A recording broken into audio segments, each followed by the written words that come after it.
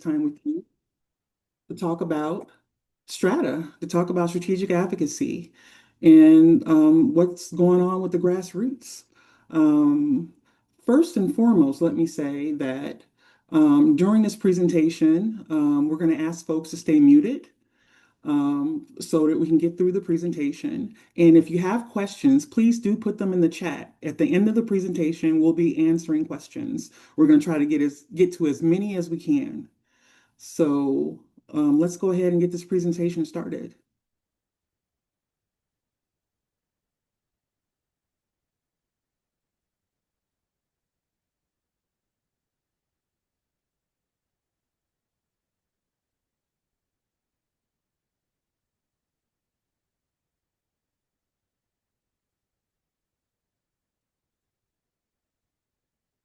All right, evolving nationwide advocacy. Again, Levita Davis, Director of Strategic Advocacy. Next slide, please.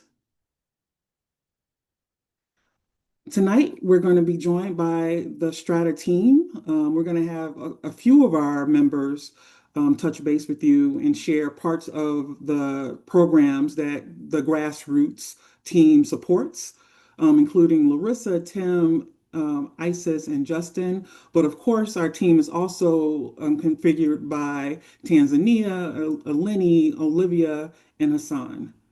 Next slide, please.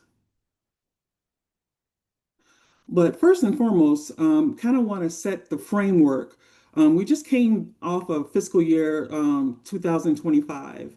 And for the Strata team, the overarching theme that guided our work um, was, I would say, going deep, really being focused and targeted with our work. And what that means is really engaging specific legislators, geographic areas, and constituencies. So being intentional around how we do the work. We also looked at leadership development, being intentional about creating opportunities for leadership development. All this is about leadership development. An organizer does a job when she organizes herself out of a job, meaning creating opportunities for advocates to become leaders in FCNL's network, strengthening the pipeline and retention of leaders. We also focused on base building, embedding intentional recruitment and retention systems in our organizational culture, expanding FCNL's reach to bring new advocates and retain existing ones, training advocacy leaders to become organizers who can retain and recruit. And lastly, network infrastructure and support. More intentional and consistent integration of efforts across FCNL's programs, strengthening resources to increase effectiveness. And also a part of that was looking at how we evolve and enhance our approach to advocacy. You know, of course, we're a lobbying organization. That's what we do, but also thinking more expansively about how do we strengthen our work, meaning how do we engage folks in our community to join us in that lobbying. So looking at coalition work, looking at how we're engaging other faith leaders in our community, how are we engaging other grass top leaders, how are we getting folks and doing that organizing on the ground. So really looking at that work. So that was the overarching theme of fiscal year 25. Next slide, please. So tonight we're going to look at the various programs that are a part of Strata. We're going to look at Advocacy Core, advocacy teams, campus chapters, the Diaspora Organizing Program, our Grass Top Advocacy Program, network mobilizations, and Witness in Washington. And on that note, I'm going to pass it to my colleague, Larissa. Thank you. All right, so I am going to talk about our first program, Advocacy Core. And can you hear me okay? Mhm. Okay, great. The box was not lighting up, so I got nervous that my sound wasn't picking up. Thank you.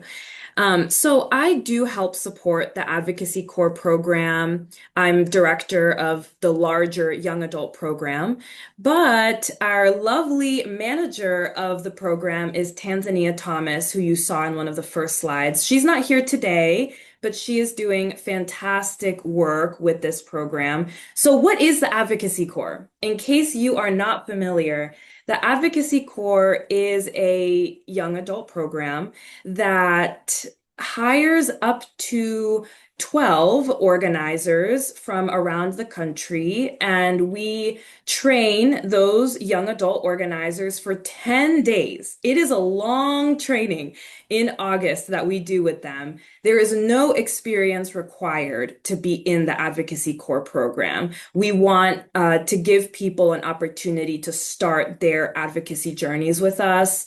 And so we take that 10-day training very seriously to ensure everyone has the tools they need, especially if they have not done organizing or advocacy work before. So these 12 organizers will be trained and then they will be working in their communities for 10 months. So we do hire every year a cohort for 10 months, and they will work on one of our legislative issues. We are a multi-issue organization, and Advocacy Core will traditionally focus on one of those. So this year, the Advocacy Core is working in collaboration with the migration policy staff on a series of pretty urgent policy areas. There's obviously a lot to cover under migration.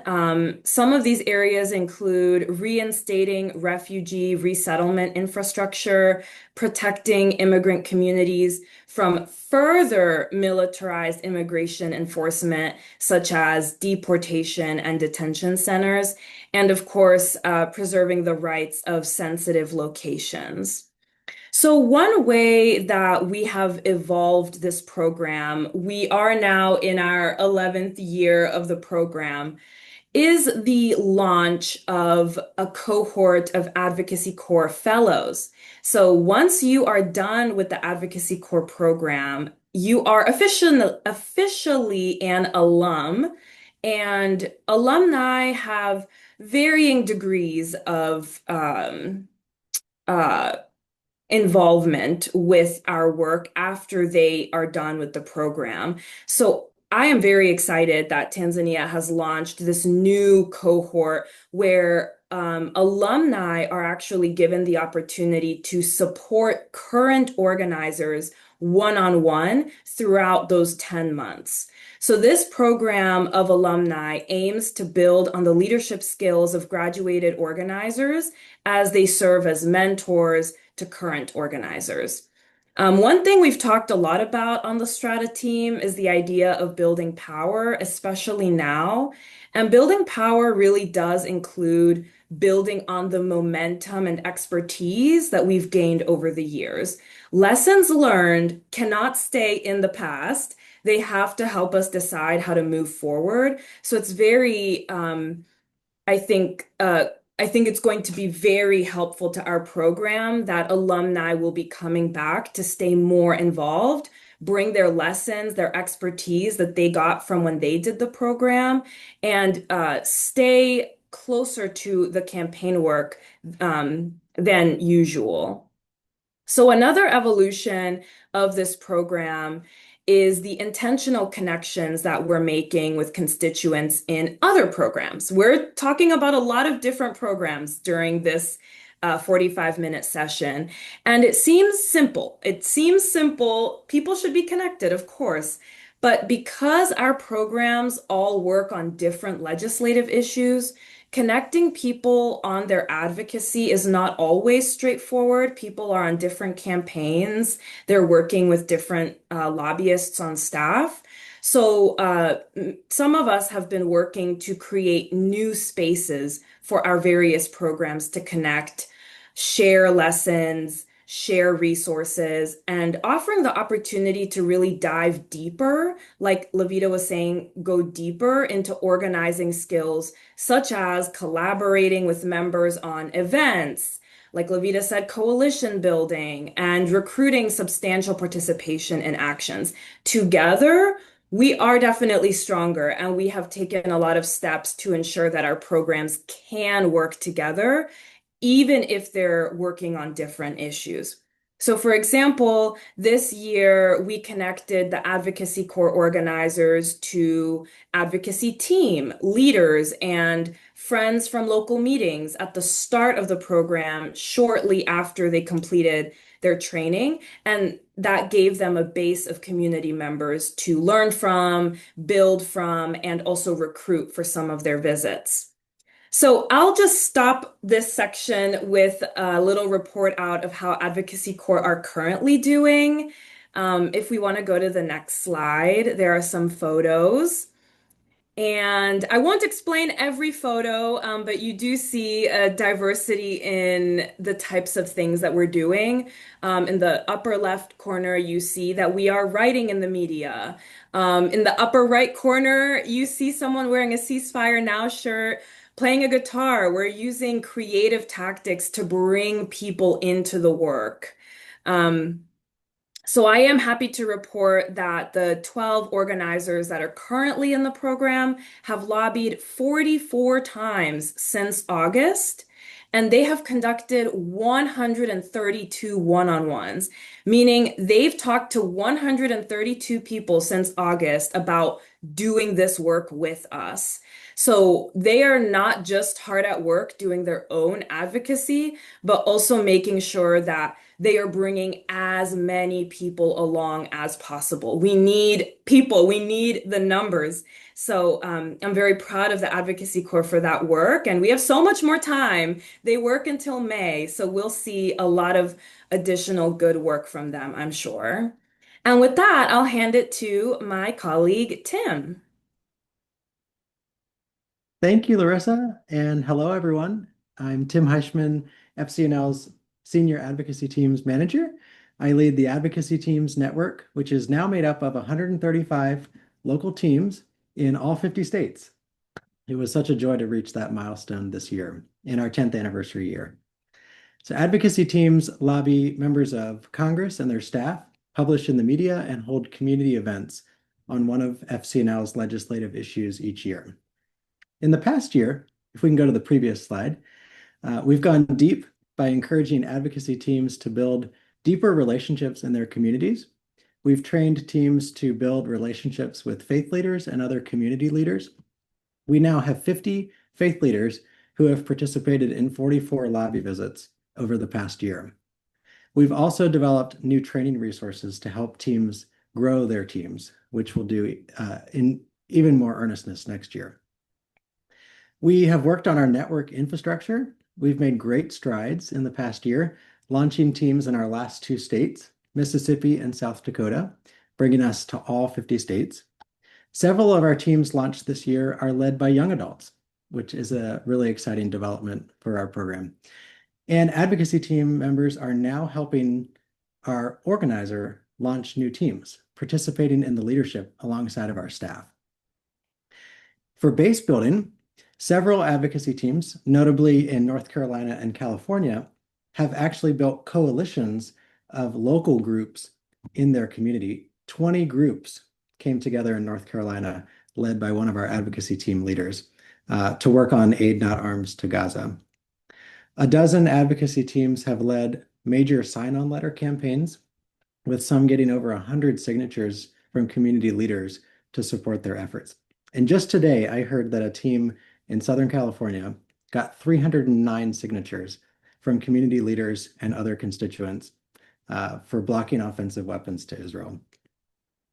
In terms of leadership development, Lavita led our strategic advocacy team in attending a 4-day professional organizing training from the Midwest Academy, and 8 advocacy team leaders attended that with staff and got deep, in-depth training. And we're continuing to support that group with coaching and mentoring to test these new skills out and to introduce them soon to the wider network. And as Larissa mentioned, we are collaborating between FCNL programs in new ways. So this past year has seen advocacy teams begin to lobby together with advocacy core organizers, with our campus chapters, first in Indiana, next it happened in North Carolina, and soon in a city and state near you. So we're building powerful hubs for FCNL around the country as we discover the power of collaboration. And next, some pictures from advocacy teams. Here are some pictures of our exciting work in the past year. So in the top left corner, we have a new team in Normal, Bloomington, Illinois. That team got, in their first lobby visit, secured a co-sponsorship on the bill they were lobbying on, their first visit. So that was really energizing. In the top middle, we have Eleni Retta, our advocacy team's organizer, posing with participants at the Mississippi Advocacy Team Launch Workshop. In the top right, we welcomed Representative Rashida Tlaib of Michigan to our national call in May, and she was one of 5 members of Congress who joined advocacy teams' national calls this year.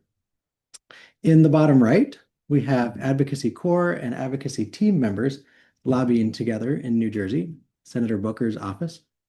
And last but not least, in the bottom left, FCNL's first in-district faith leader lobby day was a huge success in Virginia. We brought Christian and Jewish and Muslim and Quaker leaders together to meet with Representative Jennifer McClellan, who's pictured in the middle, and later met with staff for Senators Kaine and Warner. And over 20 faith leaders attended the first gathering of this kind, and we have more in-district lobby days being planned for 2026. So that's it from advocacy teams, and I will pass it over to our next speaker.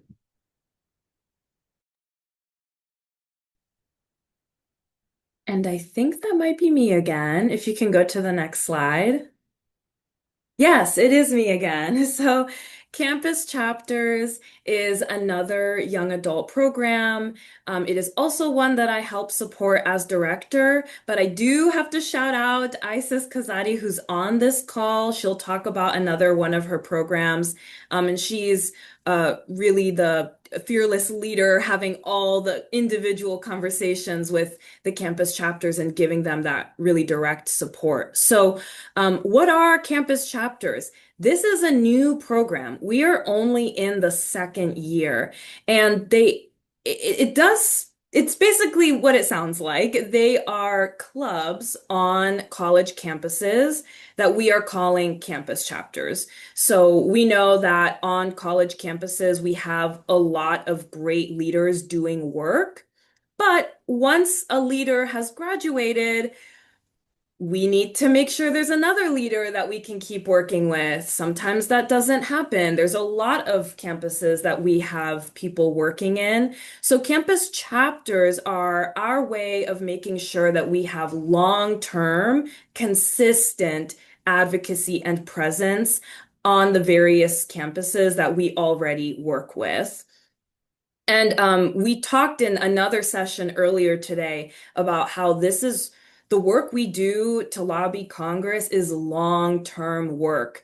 You cannot lobby just once or even 5 times, right? Sometimes legislation will take several sessions, will take several years to get passed. And for that reason, we want to make sure we have that long-term presence that can continually train young adults, support them in their advocacy, and we, don't have to start over basically every year. So again, we're only in the second year and we have 10 campus chapters. You see them listed. We started with 4 in our first year. So having 10 is very exciting. And we have many requests to start campus chapters. We usually launch new chapters in the summer. And so we will be doing that, I guess, let's say like 6 months from now, we'll really start that process to do the summer launch for the next year. But I do want to give some highlights for the campus chapters. So first of all, you see Guilford College is listed there. That is a Quaker college in North Carolina. And this is the perfect example of how we are collaborating with other teams and other programs. So, FCNL staff did a virtual lobby training with the Guilford College campus chapter. But then an advocacy teams member who lives in the area actually joined the campus chapter to do a second training, a more in-depth training before they lobbied together as a chapter for the first time. And that is really exciting because, like Lavita said at the beginning, a good organizer is trying to organize themselves out of a job. We should not be the ones that are always doing the training, always doing the work. We want to lift leaders up to be able to do their own work and to lift them up enough to also start training other people. That has been really important in our work. So I really wanted to highlight that story. And the second story I'll highlight is coming from Mount Union, which is in Ohio. So they are currently working, their legislative focus is on the SNAP and Medicaid work that we're doing, which is, of course, incredibly important, especially now. And they recruited people for their chapter by doing some tabling at a recruitment fair. And I mentioned earlier that we're using more creative tactics to bring people in. I think people are a little wary of getting involved. Some people are a little wary of getting involved in politics, in advocacy, and I think it's important to have those creative tools to like make sure people are comfortable and we continue to build up those numbers and bring people in. So and they tabled with an activity about the defense budget. They actually set up like a little stand where students approached the table and spoke about, hey, if you had control of all this money that goes towards the defense budget, where would you put that money? Where else would you be spending that if you were a legislator that was in charge of that budget? And it was a really great way of hearing from students what they cared about before bringing them in and asking them to join the chapter. So we were really excited to hear that that activity went well for them. And I was excited to highlight it here as well. So with that, I will hand it over now to the lovely Isis to go over another one of her programs. Thank you, Larissa. Good evening, everyone. My name is Isis Kazadi. I'm the National Field Organizer. So, like Larissa said, I kind of have a hand in a lot of our grassroots organizing programs, campus chapters, the Friends Changemaker Weekend that Larissa will refer to later, and then last but not least, our Diaspora Organizers program. The program is a cohort made of 10 to 12 organizers that are seen as leaders in their respective communities. So there's a little bit more organizing and advocacy experience in this realm. But this program really offers people the opportunity to build power within our impacted communities and letting those with personal experience kind of participate in several of our policy focuses uh, and lead in their advocacy with that experience in mind, which is my favorite part of the program. We're in our third year, so still fairly new, similar to campus chapters. This year we have 12 organizers from 9 diaspora communities. Look at this lovely photo of us. This program kicks off with a gathering at every fall to introduce the cohort to each other and build that solidarity that's so crucial to organizing. We explore our previous advocacy, develop trainings, and finally lobby all together on that Tuesday. Following this September gathering, organizers are able to receive one-on-one support from staff and just get plugged into several FCNL opportunities that occur over the course of the year. I kind of imagine this program as a web of organizers that are able to stay in contact and rely on each other for resources at any point within the program. So whether it's the year that they're activated in or as an alum. To that point, several members of this year's cohort were recommended by previous cohorts. And one of our super active organizers from last year joined us at this gathering to kind of lead one of the trainings on media engagement. So echoing what Lavita and Larissa are saying about organize yourself out of a job, that leadership development is there. One of my personal favorite experiences from this year's cohort was being able to support one of our organizers with his 4-day advocacy weekend, calling for the restoration of aid in Ethiopia, regular reporting on disarmament benchmarks, and supporting international justice mechanisms. So we were able to support his organization with introductory advocacy training, lobby visit practicing, and providing them with follow-up materials to ensure that communication with offices was maintained after they walked out of the room. So with that in mind, he was able to kind of secure some public statements from the Senate Foreign Relations Committee on Twitter and from a few representatives. So we're really proud of him. And it's just kind of a sneak peek into what we've been up to this year. I'll toss it over to Justin. Thank you, Isis. And it's really a wonderful order that we put everything here to talk about some programs that a lot of people know about, some newer programs that are really exciting. But I hope one of the through lines that people are picking up is something that Levita kicked us off with in the themes is leadership and leadership development. And in all of the examples from my colleagues talking about the cohorts and the advocacy teams and the organizers is community leadership. And when we talk about grasstops advocacy, which some folks have heard about, others don't, we're talking about community leaders. There's been a range of definitions that FCNL, other organizations have used over time. At one point, we were really selective in saying, someone who's a grasstop can get on the cell phone of a member of Congress. And that's very difficult. That's a very high bar. We will take that. And if you do have that phone number, please reach out to us. We'd love to talk with you. But we've really talked on our team and with the organization more broadly, grasstops being about building up leaders, identifying leaders, cultivating leaders, and doing a lot of this cross-program collaboration. So you heard Tim earlier talk about faith leader work. Well, faith leaders are grasstops. We heard about just a moment ago, Isis talking about organizers from diaspora communities who many are active in their own right before they come to FCNL's circle. They are grasstops in their own way. So we like to talk about how people are building up through their advocacy to be grasstop leaders.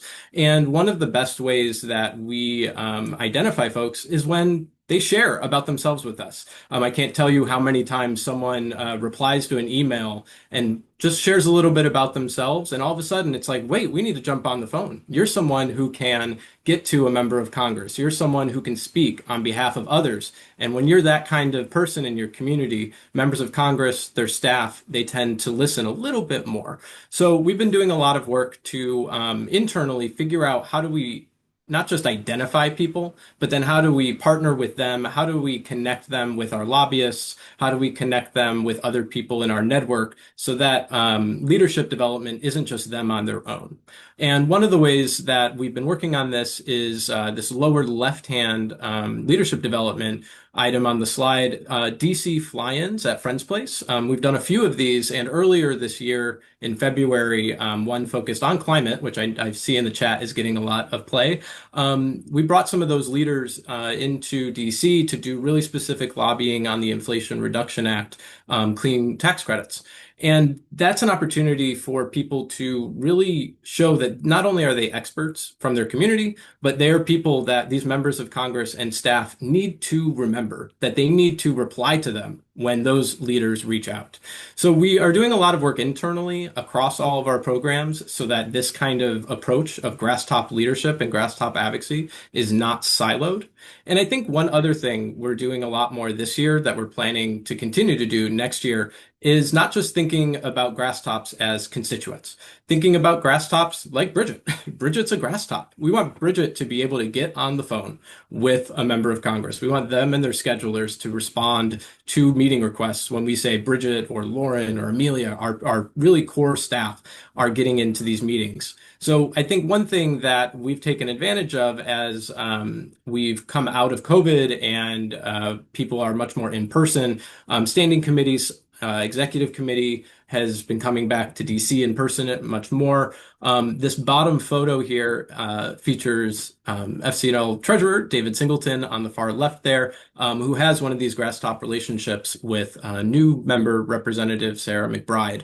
A really wonderful opportunity to really start right from the get-go, within a month and a half of her taking office, how we can introduce her to FCNL, the work, and get her connected to Bridget, to Lauren. And we are trying to replicate that as much as possible. The second photo at the top there is, again, something we're trying to do more of. So stay tuned for more updates in the coming months of partnering with meetings locally to do essentially events at meetings when we can. So we partnered with Friends Meeting at Cambridge in Massachusetts to host a discussion at the meeting house itself that featured Bridget, Catherine Clark, representative from the area, who's the second highest Democrat in the House caucus. And next to them is Brian Core, who is a grass top in this example, who's done a lot of work locally in Cambridge. So it's really thinking about how those relationships not just can be leveraged, but can be a way to open opportunities for further advocacy, further relationship building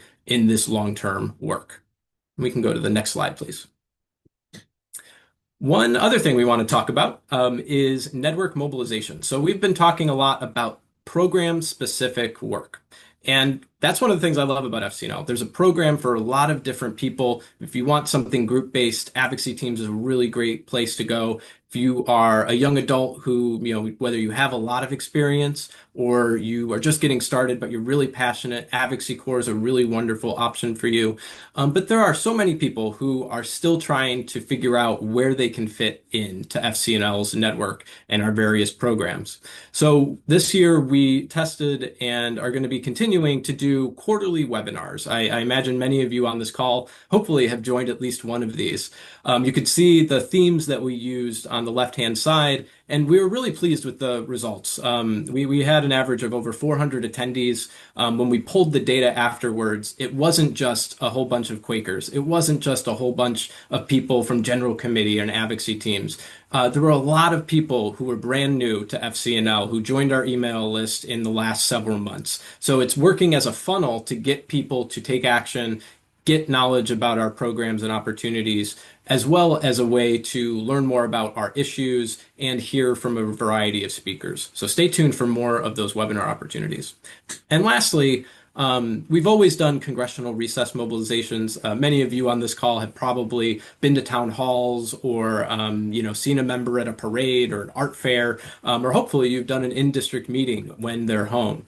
One thing we tried this year, and we're continuing to play around with this, is it's really hard for FCNL to know what's going on with district offices. So we know there are people who unfortunately go and they can't get into those local offices. And that's really unfortunate, but it doesn't mean that your advocacy stops there. So we're continually trying to be responsive to how we create, mobilize, and organize locally, especially outside of our programs, as well as provide, when appropriate and when possible, really specific resources, such as how the reconciliation budget bill would have impacted SNAP and Medicaid, and providing those resources with data specific to the states, which we are told offices really appreciate. So we're trying a variety of ways to cover and get people into our programs while also acknowledging and understanding that might not be for everybody, but we still want to make sure we have containers and opportunities for people to act. I think we can go one more slide, and I'm going to hand this back to Levita and Larissa. All right. One of the things that we're excited to talk about as far as witness in Washington, D.C. is the Fringe Changemaker Weekend conference that's happening. It's our spring conference. We are excited to announce the new Fringe Changemaker Weekend, which will take place rather, April 11th through the 14th. For those familiar with our previous spring lobby weekend and our Quaker Public Policy Institute, QPPI, Fringe Changemaker Weekend is a new kind of gathering. We will no longer host Spring Lobby Weekend or QPPI. Instead, this intergenerational conference will bring together students, advocates, and community leaders. Because we want to be sure that the audience is intergenerational, we'll be working directly with leaders in our grassroots programs to organize delegations for the in-person portion of the event. There will also be a virtual portion of the event, and that part will be open to anyone to join. More information about how to join and what we'll be lobbying on will be available soon in December. So stay tuned and keep your eye out on the website for updates. Next slide, please. And I'm going to just say for this year, fiscal year 26, we're going to continue to focus on building capacity and supporting the entire FCNL network, leadership development, base building, and of course, winning on FCNL's legislative agenda. Next slide, please. And I'm going to turn this back over to Justin. And I'll give one more invitation to get questions in the chat. Thanks for folks who've been doing that. We've collected those and we'll be moving into questions in a moment. But it wouldn't be a strategic advocacy team presentation if we did not give you some action items. So we've talked about previous sessions today. These first two, please use our AM Action webpage to take action today, tomorrow, Sunday. We hope you'll tune in and join us tomorrow at 2:15 Eastern Time for our daily action session. That'll feature me, Lauren Brownlee, Olivia from the advocacy team staff, and maybe some other folks. Please join or start an advocacy team. Thanks to Lauren for pitching that in the chat. And we have a few other opportunities that folks can check out at fcnl.org/weekly, as well as it's always helpful to have sustaining donors so that we can continue to grow this work. And I think Krista, who's our wonderful screen sharer right now, wants to make sure that we get some sustainer donor pitches in there. So thank you to all our current sustaining donors who are joining us. So we will now move into some questions. Again, please feel free to put those in the chat. We have a few from folks already. And Krista, you can go ahead and take down the slides so we can see some folks here. A lot of questions, unsurprisingly, about a really pressing issue around climate change, around what FCNL is doing, how folks can plug in. Nice shout out from Sue Ellen about Quaker Earth Care Witness, which I know there's a lot of collaboration on, and especially in this past year as QEW has also been growing. So Tim, I wonder if you can speak a little bit about how advocacy teams this year have incorporated that into the program's advocacy, as well as how uplifting the importance of how that intersects with issues like war and migration. Absolutely. So the advocacy teams have taken a new approach to campaigns, which I find really exciting. For 10 years, we have found strength in focusing on one topic because when people in all 50 states are lobbying on one topic, congressional staff talk and they know. So it makes a big impact. But we've brought in other asks this year, like a secondary campaign on climate, which I know I've seen in the chat is just such an important issue for our community. So we are working particularly closely with teams in really important focus states on certain committees. So but it's available to the whole network. And because as we know, and as people have mentioned in the chat, climate drives migration, climate drives conflict. All of these issues are connected. And so we're trying in our advocacy to give opportunities, not just to lobby on different topics, but to help Congress understand how these issues are connected, that they're not isolated issues. So I hope that's helpful. Yeah. Yeah, and I thank you, Tim. Isis, I wonder if you can just chime in there, since that's obviously come up in the diaspora work. I know many in this past 2 months ago at this point, for the diaspora gathering, many of them focused on migration and peace building and those intersections. So I wonder if you can give an example or talk a little bit about how that's been uplifted through the diaspora work.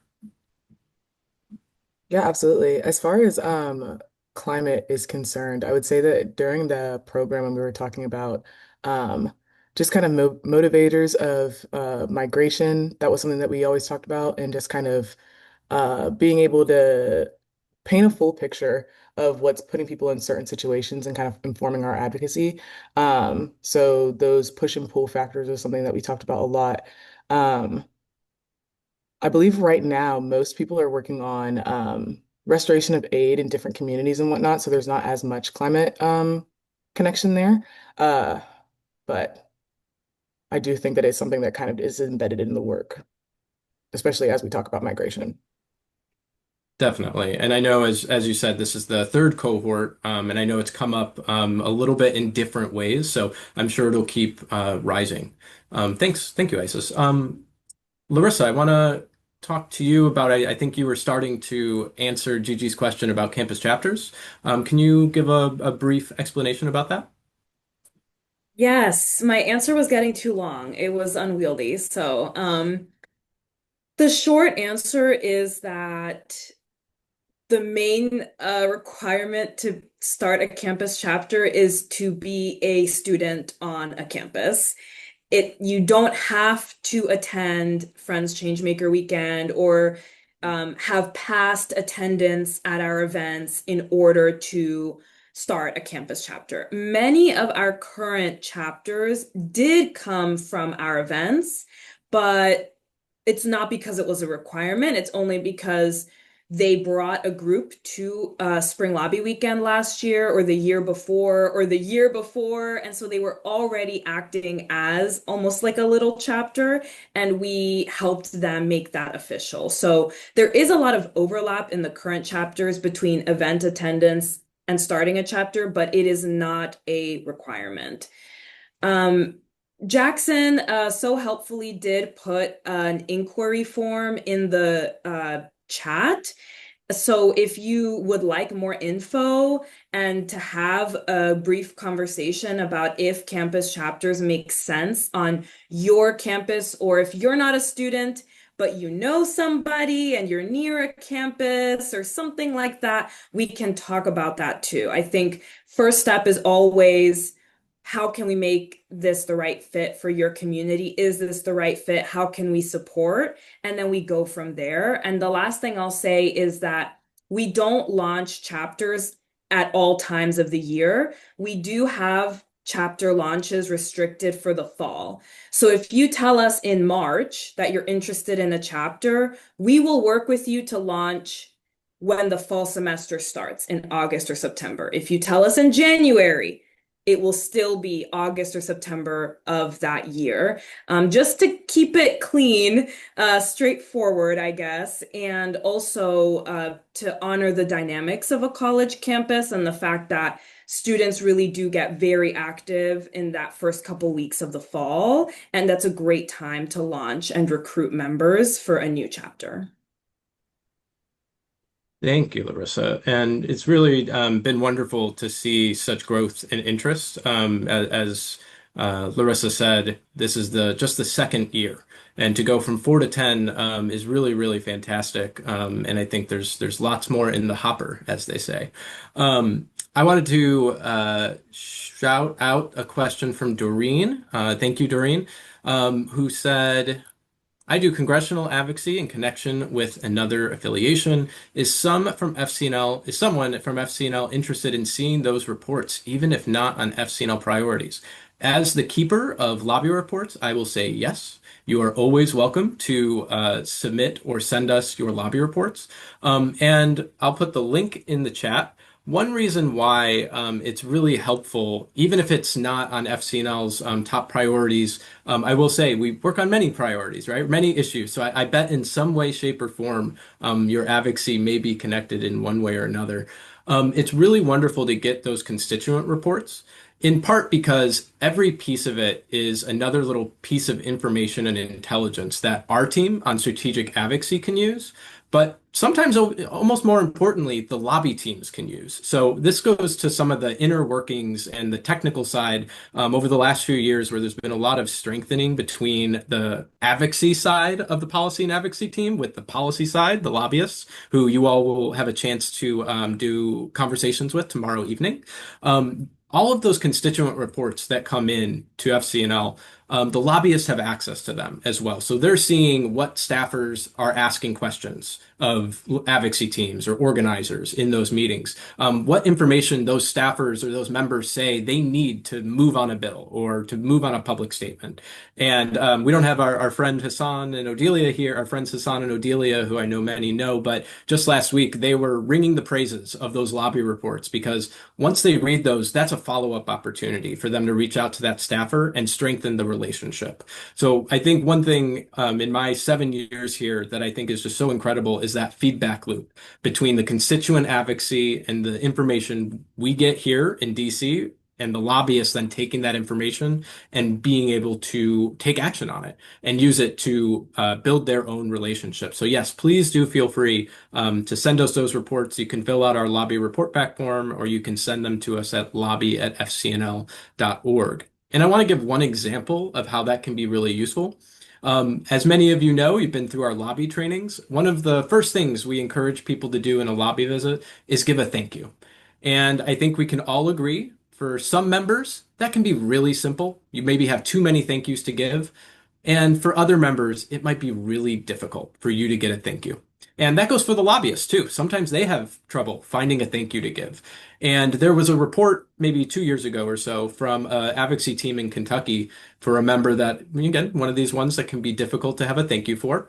And our peace building lobbyist, Ursula, who you'll see tomorrow, was going into a meeting with that office, and she checked our database and said, "Oh, look, this advocacy team had a meeting a couple weeks back, just looked at the report, and they noticed that they made a thank you to the member who went to bat for a local church to get it a historic preservation notice to save it from some issues going on locally." Is that life-changing? Is that the biggest thing in the world? Of course not. But it was really important to that community, and they made clear to the staff and the members that they really appreciated it. So Ursula was able to bring that in, reinforce it, and that helps their Ursula's meeting also go better, and it helps that relationship build. So all of those reports are always helpful. We'll never say no. And there's Ursula saying thank you to our Kentucky friends. Yes. And thank you, friends, for continuing to put questions in the chats. I see a question from Bob Ward. Any thoughts for asks to reps and officials who seem to sincerely believe that peace was never an option? I think this goes to something we've been talking about on Strata a lot. And we earlier today, I said something in our lead up to the action time of our individual action is not good enough. And all of our voices matter, individually, collectively. But when we are seeing some of these members who are so difficult to move, part of the thing that we really need to internalize and think about is how to rev up those numbers so that they are hearing from more constituents. Now, I have the privilege to manage a lot of our data, and I am trying really hard not to jump into math and statistics and numbers. But one thing that is really important to just think about as you're thinking about how to bring more people into your advocacy is a congressional district. The average number of people in a congressional district is 700,000 or so. 700,000. That means when you and a few people are going in repeatedly and building that relationship, it's really important, and it does move the needle a little bit each time. But what we need to be doing, especially right now when so many people are primed to engage in advocacy and make their voice heard, is give them the opportunity to bring in their voice in our collective advocacy. So, Bob, I wish I had a magic answer for how we can move some of those members who are really, really difficult. But all we can say is to keep being persistent. And I will say on some of these countries that you name, we are hearing more and more that there are members across the political spectrum who privately, we want them to be more public, but privately are raising concerns and pushing back. So the more we can show them that being public about this will actually gain them some support and some cover can be really, really useful. So when they do say something positive in this respect, making sure to thank them for that can be really powerful. And one quick example of this is we talked about how there are votes going on in the last few months around ending military strikes in the Caribbean and the Pacific Ocean, especially aimed at ramping up potential war with Venezuela. There have been two war powers votes. And in October, there was a vote that was very close. I think the only Democrat who voted against it was Senator John Fetterman from Pennsylvania. Over that month between the second vote, There were many, many calls from FCNL advocates, not to mention non-FCNL advocates, as well as advocacy internally towards his office. And when this vote came up, I believe last week for a second time, Senator Fetterman voted in favor of the War Powers resolution. So that does not mean that you let him off the hook. It doesn't mean that we let these members off the hook who are not moving on these important issues. But the persistence does work, and we need to keep up the pressure. Thanks, folks, for continuing the chat. I'm going to see if there's any more questions. So if you have questions, please continue to share them. And we are going to be wrapping up because I cannot tell time because I was so excited about telling you the importance of being persistent. So, Sue Ellen, I think we are going to reach out to you directly so we can get your question. I apologize we couldn't get you in there, but I hope we addressed some of that through the questions in the chat. And friends, thank you so much. I hope you will take a look at our action items and connect with us if you're not connected already. From Strategic Advocacy, thank you so much. And we got our action items for tomorrow, which Justin has already gone over. Thank you so much for joining us and learning more about strategic advocacy and the work that we're doing. I just want to give a huge thank you to all of the hard work that you all are doing on the ground. Thank you so much. You all are the heart and soul of this organization and all of your hard work. And also, I just want to give a heartfelt thank you to the team for all of the hard work that you all do to make this happen. Thank you. I appreciate you. And on that note, I say peace. Thank you all. Good night.